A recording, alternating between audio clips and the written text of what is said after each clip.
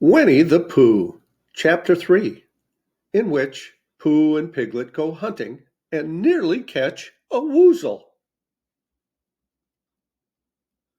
The piglet lived in a very grand house in the middle of a beech tree, and the beech tree was in the middle of the forest, and the piglet lived in the middle of the house. Next to his house was a piece of broken board which had Trespassers W on it. When Christopher Robin asked the piglet what it meant, he said it was his grandfather's name and had been in the family for a long time. Christopher Robin said, "You couldn't be called Trespassers W." And Piglet said, "Yes, you could, because his grandfather was, and it was short for Trespassers Will, which was short for Trespassers William. And his grandfather had had two names in case he lost one: Trespassers, after an uncle, and William, after Trespassers. "I've got two names," said Christopher Robin carelessly. "Well, there you are. That proves it," said Piglet. One fine winter's day, when Piglet was brushing away the snow in front of his house, he happened to look up, and there was Winnie the Pooh.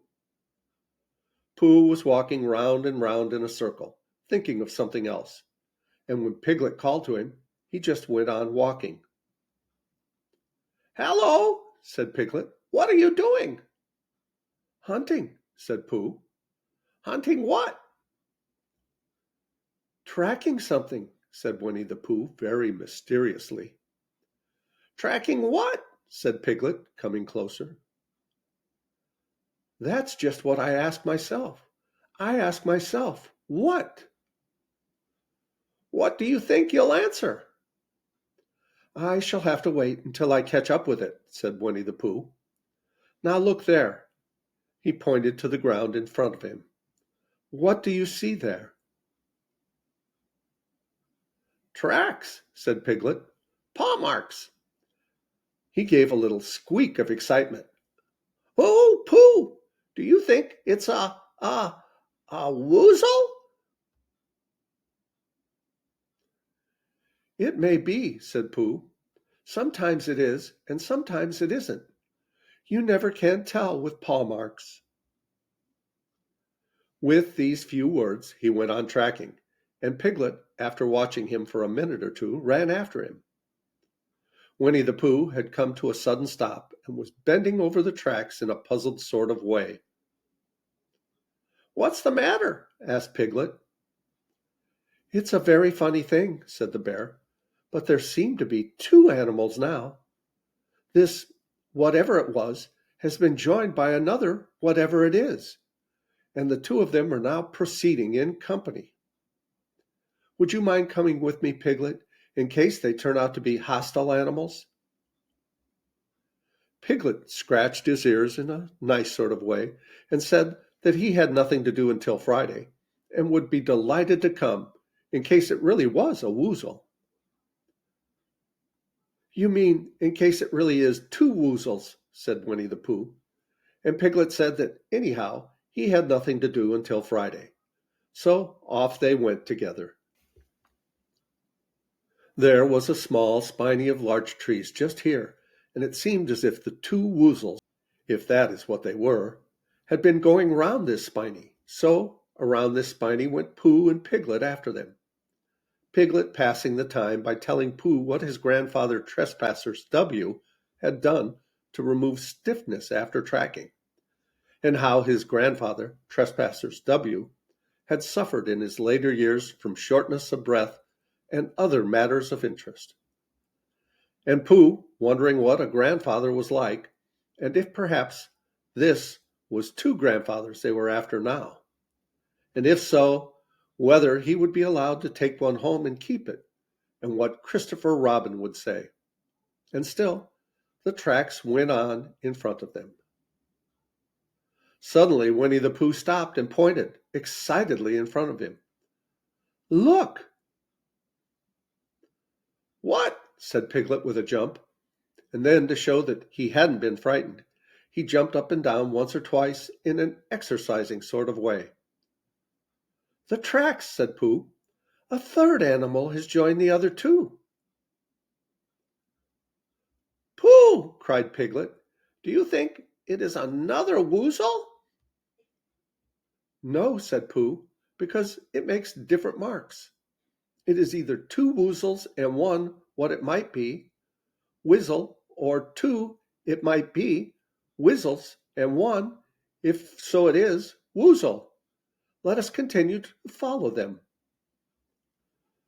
So they went on, feeling just a little anxious now, in case the three animals in front of them were of hostile intent.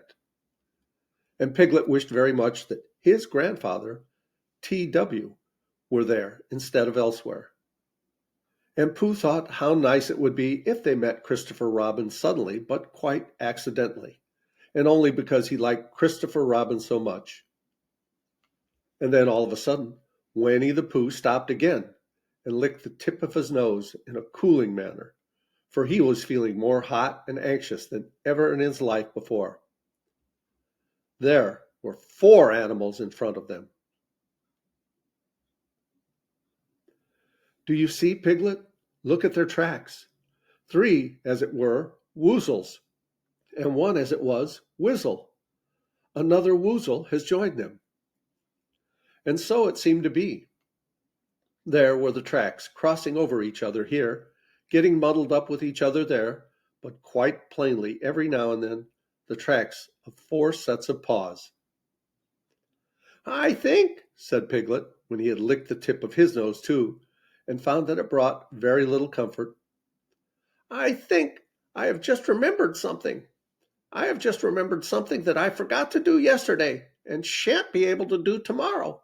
So I suppose I really ought to go back and do it now. We'll do it this afternoon, and I'll come with you, said Pooh. It isn't the sort of thing you can do in the afternoon, said Piglet quickly.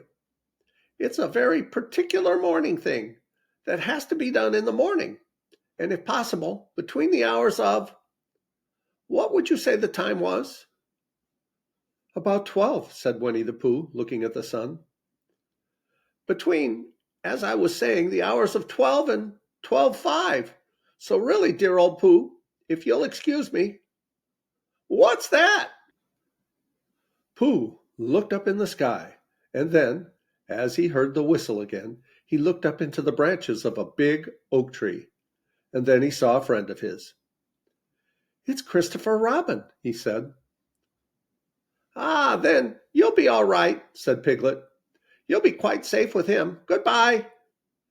And he trotted off home as quickly as he could, very glad to be out of all danger again. Christopher Robin came slowly down his tree. Silly old bear, he said, what were you doing? First you went round the spinney twice by yourself, then Piglet ran after you, and you went round again together. Then you were just going round a 4th time. Wait a moment, said Winnie the Pooh, holding up his paw. He sat down and thought, in the most thoughtful way he could think. Then he fitted his paw into one of the tracks. Then he scratched his nose twice and stood up. Yes, said Winnie the Pooh. I see now, said Winnie the Pooh. I have been foolish and deluded, said he, and I am a bear of no brain at all. You're the best bear in all the world, said Christopher Robin soothingly. Am I? Said Pooh hopefully. And then he brightened up suddenly. Anyhow, he said, it's nearly luncheon time. So he went home for it. And that's the end. So Pooh went around the bunch of trees, and then he saw some tracks. Do you know whose tracks they were? Yes, they were Pooh's. And then he ran around again, and he saw 2 tracks. And then Piglet joined him, and they went around, and then they saw 3 tracks or 4 tracks. It wasn't a woozle at all. It was just Pooh's tracks and Piglet's tracks. I hope you like that story, and I hope you come back for our next one when we read Eeyore Loses a Tail. and Pooh finds one. I love you guys. As Tigger says, ta-ta for now.